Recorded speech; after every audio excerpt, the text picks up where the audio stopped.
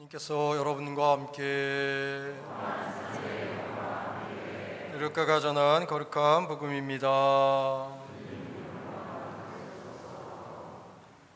그때 예수님께서 모든 사람에게 말씀하시다. 누구든지 내 뒤를 따라오려면 자신을 버리고 날마다 제 십자가를 지고 나를 따라야 한다. 정녕 자기 목숨을 구하려는 사람은 목숨을 잃을 것이고 나 때문에 자기 목숨을 잃는 그 사람은 목숨을 구할 것이다. 사람이 온 세상을 얻고도 자기 자신을 잃거나 해치게 되면 무슨 소용이 있느냐?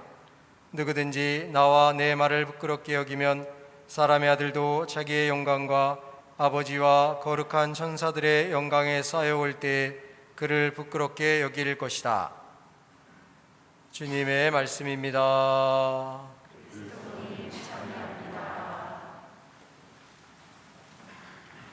참 예수님,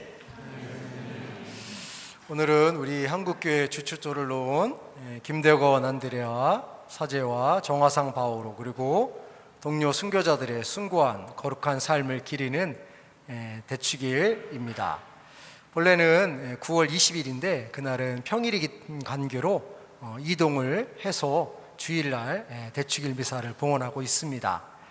그래서 이분들의 숭고한 어떤 신앙의 삶을 우리도 기억하면서 우리 신앙의 삶을 어떻게 만들고 완성해 나갈까 하는 것을 숙고하게 하는 아주 의미 있는 날입니다.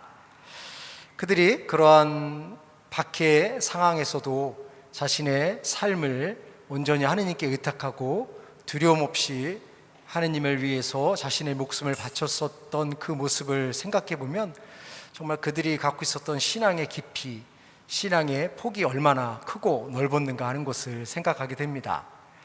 만약에 내가 그들과 같이 신앙을 선택할 것인지 아니면 배결할 것인지라는 것을 행하게 되는 상황이 직면하게 되면 과연 어떤 것을 선택할까 하는 것을 생각하면 사실은 굉장히 두렵기도 하죠.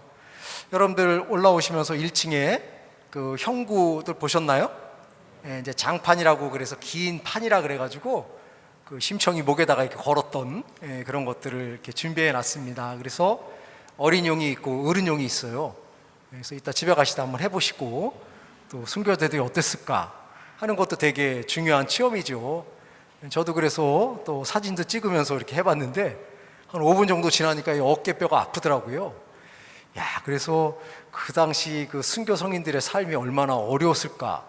저는 5분만 해도 이렇게 어깨가 아픈데 5분이 아니라 하루가 아니라 한 달, 1년, 몇 년씩 고생하신 그런 순교자들의 삶을 생각해 보면 그들의 삶의 어떤 깊이, 하느님께 대한 어떤 신앙의 마음이 얼마나 간절했을까 하는 것을 다시 한번 생각하게 되는 거죠. 그래서 천만 다행히 오늘날은 신앙의 자유가 있기 때문에 신앙을 가질래 아니면 배교할래 이런 질문이 없기 때문에 너무 편안한 거죠.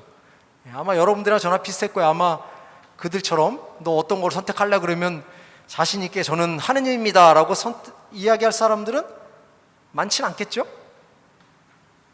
우리 본다고 좀 많으려나? 쉽지는 않을 것 같습니다. 아무튼 그래서 그들이 그런 어려움 속에서도 하느님을 선택할 수 있었던 어떤 정신적인 가치, 근거는 뭘까 이렇게 생각해 보게 되면 오늘 복음에서도 예수님이 그런 얘기를 하시죠. 정녕 자기 목숨을 구하려는 사람은 잃을 것이고 나 때문에 자기 목숨을 잃는 사람은 얻을 것이다 라는 얘기를 하죠. 근데 이 말은 되게 멋있긴 하지만 논리적으로는 말이 안 되는 거죠. 자기 목숨을 살리려는 사람이 목숨을 잃을 것이다 라는 이 표현을 생각해 보면 그럼 우리가 아무것도 하지 말아야 되는 거죠. 맛있는 것도 먹지 말고 건강을 위해서 뭔가를 할 의미가 없다는 그런 말처럼 들리기 때문에 이것을 이성적인 측면으로만 이해하려고 하면 답을 찾기 없고 결국 신앙의 관점에서 예수의 말씀을 받아들일 때 우리는 진정한 이 말씀의 의미를 생각하게 되고 그 의미를 통해서 우리의 삶이 변화될 수 있는 근거가 마련되지 않을까 하는 생각을 합니다. 아마도 순교자들은 자신의 죽음을 눈앞에 둔 상태에서 정말 하느님을 선택한다는 것이 쉽지 않았겠죠. 하지만 그럼에도 불구하고 그들이 하느님을 선택할 수 있었던 것은 세상에 보이는 것만을 보는 눈이 아니라 세상에는 보이지 않지만 고기하고 같이 있다는 것에 대한 영적인 눈이 트여져 있었기 때문에 그들은 죽음 앞에서도 용감하게 하느님을 선택할 수 있었던 것이 아닌가 하는 생각을 합니다. 그래서 어찌 보면 우리가 참다운 신앙의 여정을 걸어가기 위해서는 세상적인 시각만이 아니라 이제는 하느님의 시선인 영적인 눈으로 세상을 바라볼 수 있는 마음의 열림이 필요하지 않나 하는 생각을 합니다. 어찌 보면 세상을 세상적인 눈으로 보게 되면은 세상 사람들이 추구하는 것, 세상 사람들이 원하는 것을 따라갈 수밖에 없지만 우리는 영적인 눈을 갖고 세상을 바라보기 때문에 비록 세상에서는 부족하고 나약한다 하더라도 하느님을 통해서 더 큰 것을 얻을 수 있다는 마음과 확신을 가질 때 우리는 조금 더 편안하게 세상을 살 수 있지 않을까 하는 생각을 합니다. 세상 사람들이 나를 인정해 주지 못하고 나를 무시한다 하더라도 영적인 눈으로는 그것이 오히려 하느님께 더 가까이 다가갈 수 있는 계기가 마련된다는 것을 의식하게 되고, 세상적으로는 재물이 없고 돈이 없다 하더라도 그 부족함이 오히려 하느님을 더 사랑하게 되는 계기가 마련될 수 있다는 영적인 눈이 띄어질 수만 있다면 우리는 신앙의 순교자들처럼 행복한 인생의 여정을 살아갈 수 있고 마지막에는 영원한 생명이 우리들에게 보장된다는 것을 확신할 수 있지 않을까 하는 생각을 합니다.